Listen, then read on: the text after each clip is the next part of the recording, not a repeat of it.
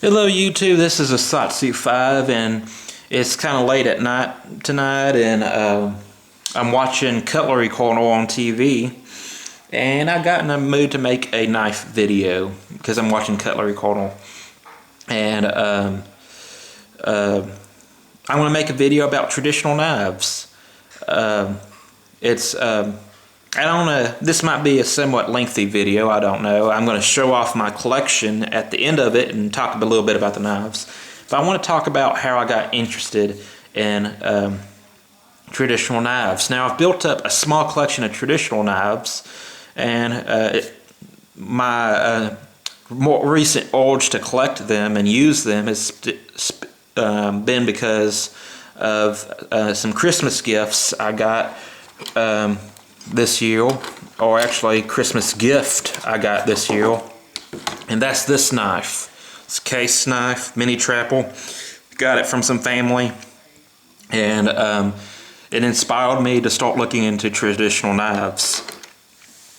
I would have gotten into traditional knives a lot earlier in life if the public school system would have compromised with me, and I'm going to talk about this, and this is going to take up a little bit of time, but I wanted to share my thoughts on knives being brought to school. I went to a kind of a country school. It's a smaller school. It's kind of FFA and ag oriented, and I want to say this: about 80% of the students that went to school carried knives. And it's not like, hey, we have one hidden in our boot, which some of us did, but they were carrying pocket knives with the clip sticking out.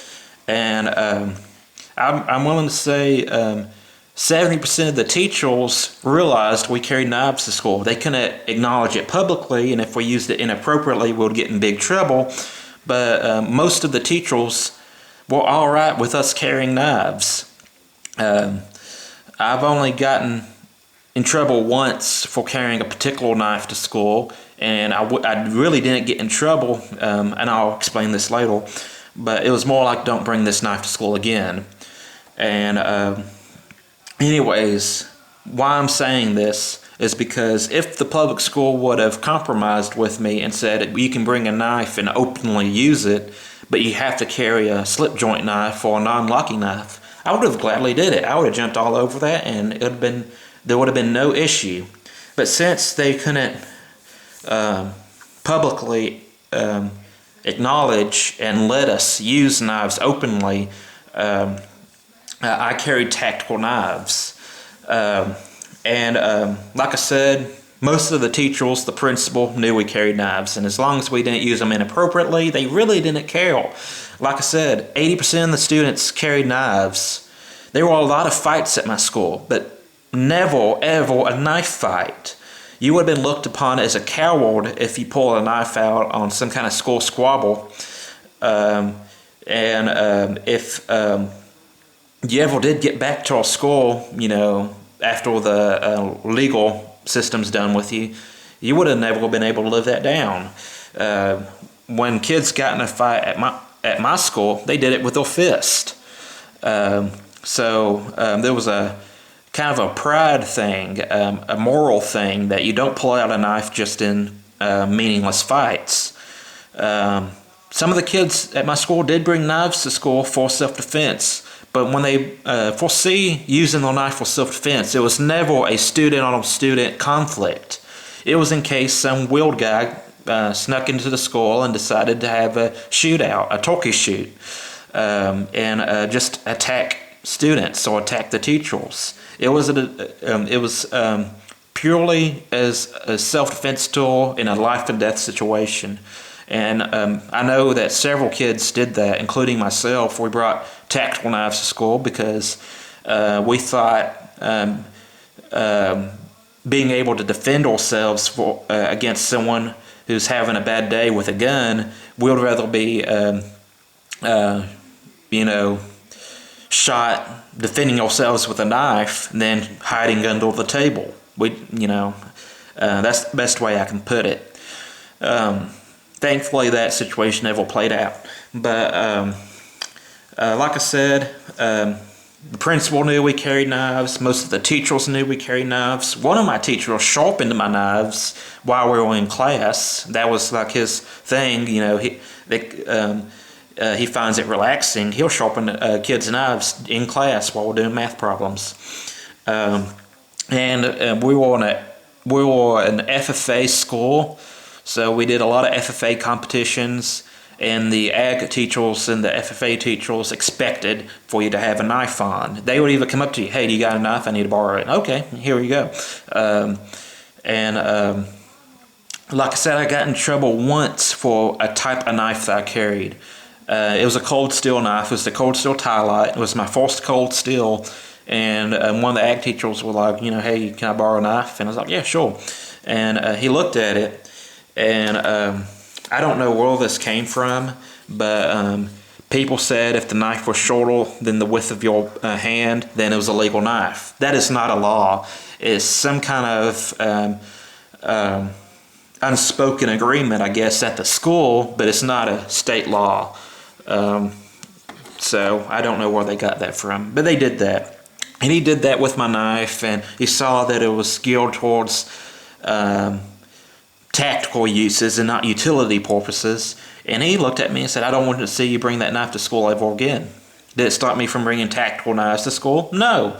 It just meant that I didn't pull out particular knives in front of certain teachers. And that's pretty common at our school. Some teachers were very liberal, and you didn't pull out knives in that class. And some teachers really didn't care. They were fairly conservative. And you can use knives in that class, which I thought was funny because in home economics class, they'll give you a 9-inch chef's knife.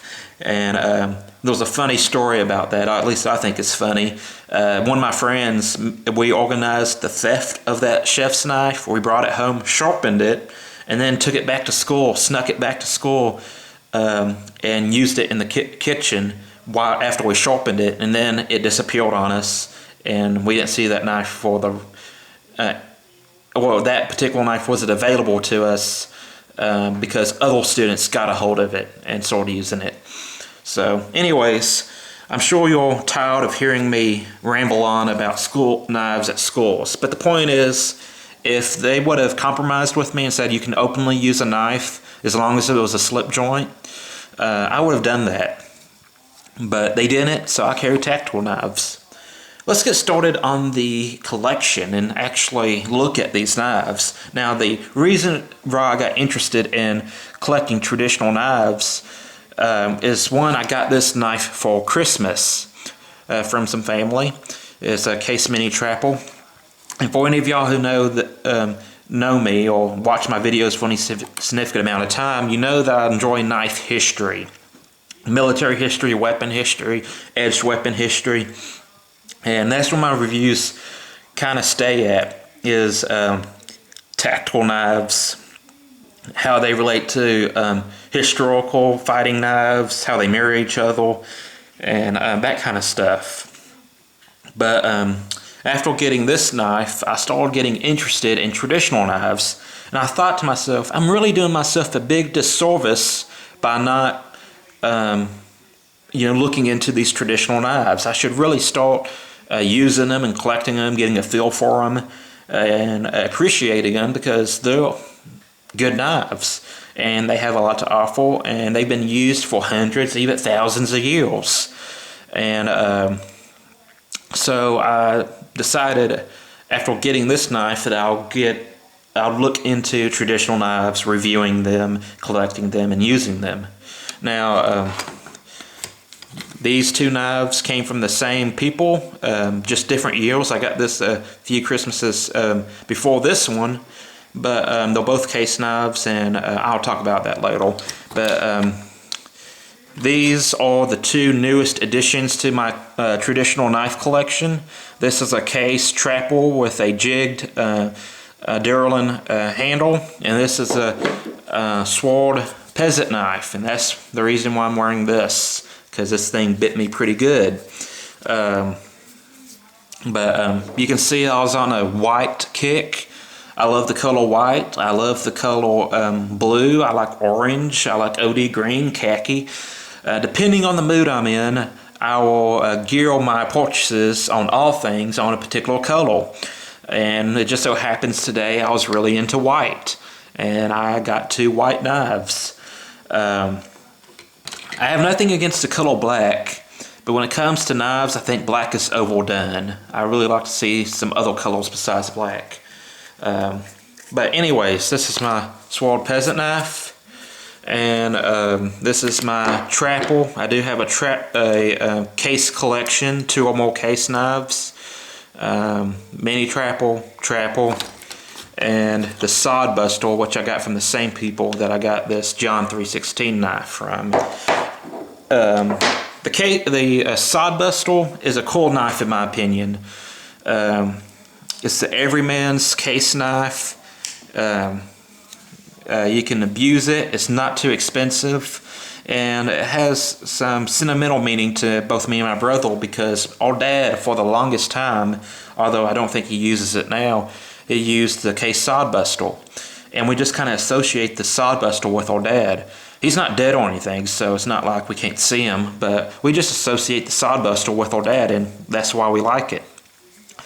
I can tell you that this is all you need to process a deer. I've shot deer and used this knife extensively on the deer to get the meat out, and it's all you need, except for now you need proof of sex, so you have to chop the deer's head off if you want to clean the deer yourself and then get it processed at a meat processor. You have to have proof of sex, so you can't really chop off the head with this. But I did hard use this knife, and as you can probably see, it has some wobble.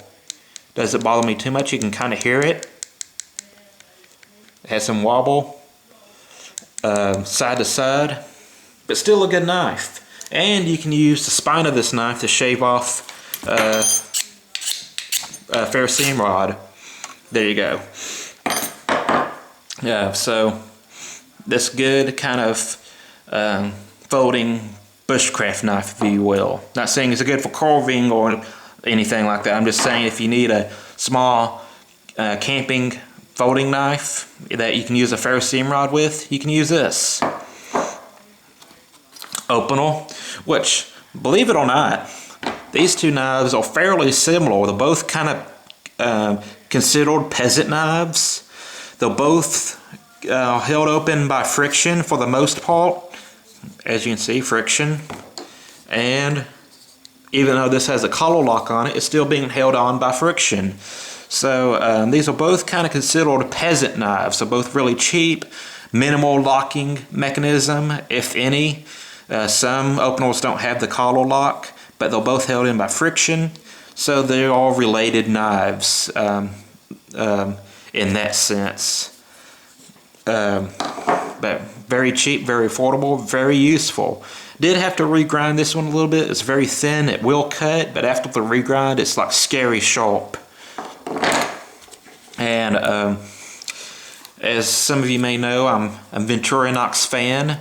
This is kind of my old and new side by side. This is a Huntsman, and this is my vintage Victorinox. It's actually pre-Victorinox, if the tang stamp is correct. It has flathead screwdriver, old school can opener, awl, and a different blade than the conventional pen blade that you see on Victorinox. You can see it says Elsner Schlitz, which was the name of the company before it was Victoria, and then after it was Victoria, and they were introduced to inox steel or stainless steel, they turned into Victorinox, which is Victoria, the mother or grandmother of Charles Elsner, and then inox, the stainless steel. But it also has another tang stamp in 1942. I talked to a case expert through email when I was buying this knife, and he said from what he could tell it looked legitimate, but I'm not 100% sure. If I could authenticate this knife, I'd be really happy. If it's turned out to be counterfeit, I'll be bummed, but it's still a cool display piece. But I really like to authenticate it. But anyways, this is my old school Swiss Army knife. I looked at some Tang stamp booklets, and I just don't think the 42 and the Elzel Swiss are compatible. So I'm a little suspicious.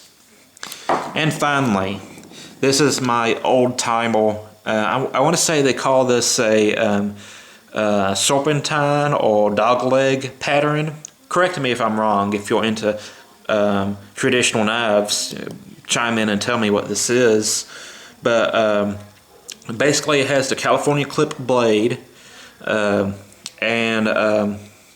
it's a made in the USA charade old timer knife, and it's also a brass liner lock, which is kind of difficult to operate with one hand. It's really supposed to be a two-handed knife, but it's cool because it has kind of two locking mechanisms. It has the back spring and it has the liner lock. So I know the slip joint isn't technically a locking mechanism, but it's being held there double duty. And I got this from my grandpa on my stepdad's side of the family after he died, and it's a cool knife.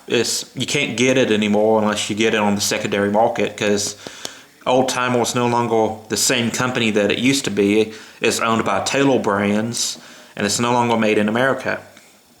But so this is a collectible.